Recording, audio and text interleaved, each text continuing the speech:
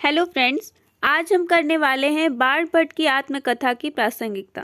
तो हम इसमें देखेंगे किस तरह से इंट्रोडक्शन लिखना है, किस तरह से एग्जाम्पल्स डालने हैं और कैसे आपको निष्कर्ष लिखना है। इसके लिए आपको पूरी वीडियो देखनी पड़ेगी। चलिए हम स्टार्ट करते हैं इंट्रोडक्शन। बाण भट्ट की आत्मकथा सन 1946 में प्रकाशित हुई। इसमें मध्यकालीन इतिहास के एक छोटे से कालखंड को आधार बनाया गया है। 7वीं शताब्दी का इतिहास और समाज इस उपन्यास में जीवंत हो उठा है। उपन्यास के केंद्र में है बाण भट्ट का जीवन, जो राष्ट्रीय अस्मिता की प्रतीक देवपुत्र तुवर मिलिंद की कन्या भट्टिनी की मुक्ति का महत् उद्देश्य लेकर आगे बढ़ता है। वह एक और भट्टिनी की मुक्ति की संभावना को सुनिश्चित करता है। हजारी प्रसाद द्विवेदी रचित बाण भट्ट की आत्मकथा ऐतिहासिक उपन्यास है। यह उपन्यास समाज, संस्कृति और राजनीति की पृष्ठभूमि पर आधारित है। इसमें प्रेम, लोकश्रुति और कल्पना का भी इस्तेमाल किया गया है। इसका मतलब यह है कि बाण भट्ट ने जिसको आधार बनाया है वो है भट्टिनी की मुक्ति। भट्टिनी इस उपन्यास की नायिका है, जिसकी मुक्ति ही बाण भट्ट का मुख्य उद्देश्य होता है।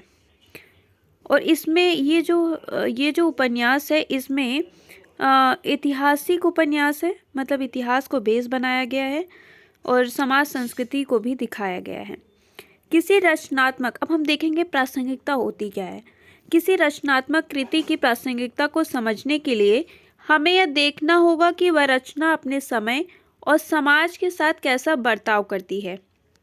कहने का तात्पर्य है कि वह रचना सार्थक व प्रासंगिक कही जा सकती है जो अपने रचना काल में हो रही है।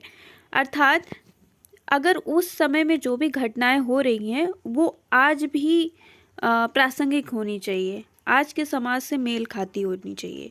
सामाजिक, राजनीतिक, सांस्कृतिक उथल पुथल को प्रतिबिंबित करने में समर्थ हो, जिसमें जनता की इच्छा आकांक्षाओं को स्वर देने की शक्ति हो। इसके साथ ही साथ मानवीय मूल्यों के प्रति उसका सरोकार स्पष्ट हो। बाण भट्ट की आत्मकथा इस दृष्टि से एक सार्थक औपन्यासिक रचना है। हर्षकालीन इतिहास से सामग्री लेकर उपन्यास की रचना की गई है। अब हम इसका फर्स्ट पॉइंट देखेंगे, सामंती समाज का विरोध करती हुई स्त्रियां। उपन्यास में सामंती समाज का चित्रण किया गया है जो ऐतिहासिक दृष्टि से उपयुक्त और प्रामाणिक लगता है। सामाजिक राजनीतिक संदर्भ। बाण भट्ट की आत्मकथा में तत्कालीन सामाजिक, राजनीतिक व धार्मिक स्थितियों का चित्रण बहुत ही सांकेतिक और बारीकी ढंग से हुआ है। राजकुलों के अंतःपुर के यथार्थ को बाण भट्ट के शब्दों में इस प्रकार व्यक्त किया गया है। बाण भट्ट कहते हैं, मुझे स्थानीय ईश्वर के लंपट राजकुल के अंतःपुर के विषय में श्रद्धा नहीं है। और क्यों श्रद्धा नहीं है? क्योंकि वहाँ पर अत्याचारिता, वधुएं वास करती हैं, मतलब जो वधुएं हैं उन पर अत्याचार होता है। उस अंतःपुर की कोई मर्यादा नहीं होनी चाहिए। यह कहने की आवश्यकता नहीं है कि उपन्यास जिस कालखंड को आधार मानकर चलता है उस समय और समाज में स्त्री को भोग्य और दासी ही माना जाता है। मतलब उस समाज में भी जिस तरह से स्त्री को भोग्य और दासी माना जाता था, आज के समय में भी स्त्री को भोग्य और दासी ही माना जाता है। इसलिए ये उपन्यास प्रासंगिक है। उसकी कोई स्वतंत्रता नहीं थी, एक मनुष्य के प्रेम में कोई पहचान नहीं थी, केवल वह एक वस्तु के रूप में उपयोग में लाई जाती थी। कहना न होगा कि स्त्री के प्रति यह दृष्टि सामंती समाज की कोख से उत्पन्न हुई थी। बाण भट्ट की आत्मकथा में यह सामंती समाज अपने पूरे वजूद के साथ मौजूद है, यह अकारण नहीं है। सामंती राजसत्ता के विरुद्ध संघर्ष करने वालों में स्त्रियों की भूमिका सर्वाधिक महत्व रखती है। कुछ इसमें स्त्री पात्र के नाम दिए गए हैं, जैसे निपुणिका, महामाया, सुचरिता, जिन्होंने भ्रष्ट राजसत्ता के विरुद्ध सबसे आगे बढ़कर उसका विरोध किया है। यह कहना गलत नहीं होगा कि ये स्त्री चरित्र ही सामंती सत्ता के विरुद्ध संघर्ष का नेतृत्व करती हैं। हमारा दूसरा पॉइंट है जनतांत्रिक मूल्यों की स्थापना। जनतांत्रिक का क्या अर्थ होता है? जिसमें धर्म की बात की जाए, सत्य की बात की जाए और न्याय की बात की जाए। तो इसमें कहा गया है, धर्म की रक्षा अनुनय विनय से नहीं होती है। मतलब आप हाथ जोड़ के धर्म की रक्षा नहीं कर सकते हो। शास्त्र वाक्यों की संगति लगाने से नहीं होती, वह होती है अपने को मिटा देने से। मतलब धर्म की रक्षा के लिए आपको अपने को मिटा देना चाहिए। न्याय के लिए प्राण देना सीखो, सत्य के लिए प्राण देना सीखो और धर्म के लिए प्राण देना सीखो। महामाया की वाणी में सामंतवाद का विरोध और जनतांत्रिक मूल्यों की स्थापना का आह्वान किया गया है। इसके साथ ही यहाँ यह संभावना भी व्यक्त हुई है कि जनतांत्रिक व्यवस्था में ही स्त्री और दलितों का सम्मान एवं हित सुरक्षित रह सकता है। महामाया की वाणी में राष्ट्रीय संकट की ओर संकेत किया गया है। देव मंदिरों, विहारों और स्त्री की मर्यादा को बचाए रखने के लिए मर मिटने का आह्वान इसलिए किया गया है कि राष्ट्र की सुरक्षा और स्त्री मर्यादा के रक्षक राजकुल विलास के पंख में डूबे हुए हैं। वासना की तृप्ति उनके जीवन का एकमात्र लक्ष्य बन चुकी है। ऐसे में जनता ही एकमात्र विकल्प है जो प्रत्यंत दस्युओं से राष्ट्र की रक्षा कर सके। यह एक महत्वपूर्ण सवाल है कि जिसकी ओर लेखक ने संकेत किया है, जो उपन्यास के रचना काल में भी ज्वलंत मुद्दा बना हुआ है। हमारा तीसरा पॉइंट है, बाण भट्ट की आत्मकथा के लेखक ने उन सारी गलित वर्जनाओं, रूढ़ियों एवं भ्रांत धारणाओं के प्रति जनता को जागरूक किया है। बाण भट्ट आत्मकथा के लेखक ने उन सारी गलित वर्जनाओं, रूढ़ियों एवं भ्रांत धारणाओं के प्रति जनता को सचेत और सावधान किया है, जिसके नीचे वह हजारों वर्षों से पिसी चली आ रही है। वेद, शास्त्र, जात बिरादरी, गुरु, स्वर्ग, नरक, राजा, सिपाही, पटवारी से लेकर कैलाश से आंगन की तुलसी में हास करने वाले 33 करोड़ देवताओं के आतंक से त्रस्त भारतीय जनमानस को ललकारते हुए वह कहता है, पाखंडी, तेरे सब शास्त्र पाखंड सिखाते हैं, तुझे धोखा देते हैं। जो तेरे भीतर सत्य है उसे दबाने को कहते हैं, जो तेरे भीतर मोहन है उसे भूलने को कहते हैं, तू जिसे पूछता है उसे छोड़ने को कहते हैं। इसलिए इस उपन्यास में डर का तिरस्कार करते हुए मनुष्य के अस्तित्व की प्रतिष्ठा की गई है। यहाँ इस मानव विरोधी चिंतन का जबरदस्त खंडन दिखाई देता है कि मनुष्य देह पाप का मूल है। इसके विपरीत इस मानव शरीर को लोक कल्याण का माध्यम बताते हुए इसकी सार्थकता को स्थापित किया गया है। हमारा फोर्थ पॉइंट है, नारी चेतना एवं नारी प्रेम की महत्व। बाण भट्ट की आत्मकथा में प्रेम को उच्च भावभूमि पर प्रतिष्ठा मिला है। इसमें बाण भट्ट ने कहा है कि मैं स्त्री शरीर को देव मंदिर के समान पवित्र मानता हूँ। वह नारी को विलास की नहीं, करुणा की मूर्ति मानता है। यहाँ प्रेम देव कामना की से बहुत हद तक निरपेक्ष है। भटनी और बाण दोनों के प्रेम को शारीरिक तृप्ति का माध्यम नहीं बनने देते, इसलिए प्रेमास्पद पर एक अधिकार की वह कामना यहाँ दिखाई नहीं देती जो विकारों को पल्लवित करती है। भटनी और भट्ट का प्रेम अक्षुण्ण बना रहता है। दरअसल प्रेम का लोकोत्तर चरित्र है जिसमें विश्व की कल्याण भावना निहित है। मैं ऐसा काव्य लिखता हूँ कि युग युग तक इस पवित्र आर्यभूमि में नारी सौंदर्य की पूजा होती रहे।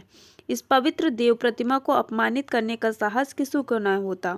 अघोर भैरव ने भी कहा था कि भट्ट पशु नहीं है, अर्थात उसकी वृत्तियां पशुवत नहीं हैं। वैसे भी प्रेम शरीरी होकर भी मानव जगत में ही स्थायित्व पाता है।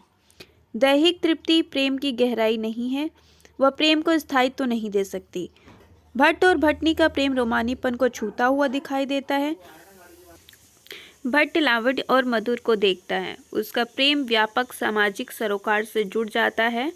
प्रेम और सौंदर्य की सार्थकता उसके रचनात्मक होने में है। भटनी का प्रेम सौंदर्य पूरी तरह से रचनात्मक है। यही कारण है कि भटनी के प्रति भट्ट का प्रेम आर्यवर्त के उद्धार का महान लक्ष्य लेकर अग्रसर होता है, जिसमें स्त्री जाति की सुचिता और सुरक्षा का भाव निहित है। यह रचनाकार की उदात्त दृष्टि का प्रमाण है कि उसने बाण भट्ट के प्रेम की व्यक्तिक सार्थकता को लोक की सार्थकता के साथ जोड़ दिया है और उसे एक उच्च आदर्श के रूप में प्रस्तुत किया है।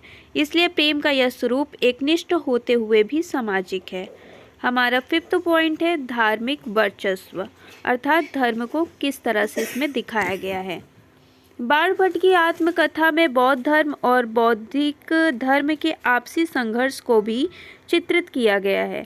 इससे धर्म की असलियत सामने आ जाती है और मनुष्य के लिए इसकी उपयोगिता अनुपयोगिता भी स्पष्ट हो जाती है।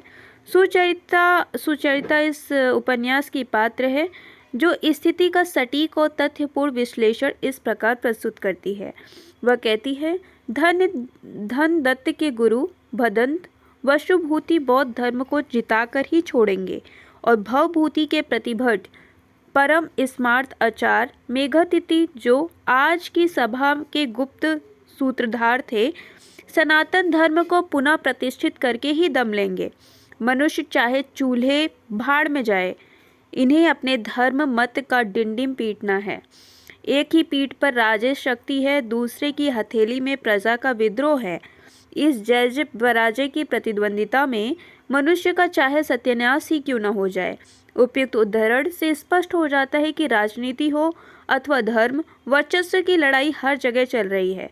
मनुष्य की अस्मिता की चिंता न धर्म को है और न ही राजनीति को। इतिहास पर नजर डालें तो हम देखेंगे कि 7वीं सदी में धार्मिक स्थिति अत्यंत जटिल हो चुकी थी। बौद्ध धर्म ही नहीं, वैष्णव और शाक्त संप्रदाय भी कई खंडों में विभाजित हो चुके थे। इसके साथ ही इसमें वर्चस्व की लड़ाई भी सतह पर आ गई थी। आत्मकथा में अंकित वैष्णव बौद्ध संघर्ष सर्वथा इतिहास सम्मत है।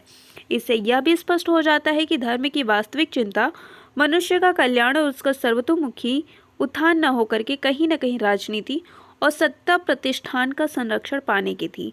आज के संदर्भ में भी यह सवाल उतना ही प्रासंगिक है।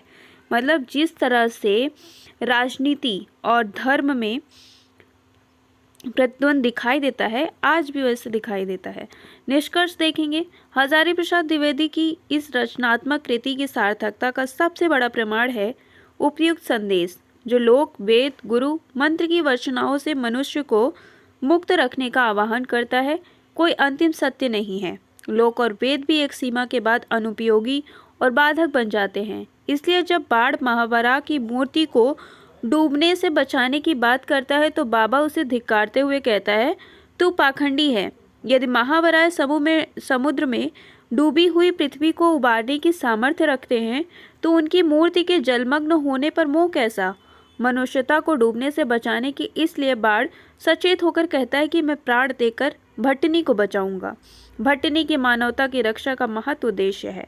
भट्टनी मानवीय मूल्यों का प्रतीक है। प्रेम और करुणा के भी यही वे मूल्य हैं जो समाज को स्वस्थ दिशा में अग्रसर कर सकते हैं।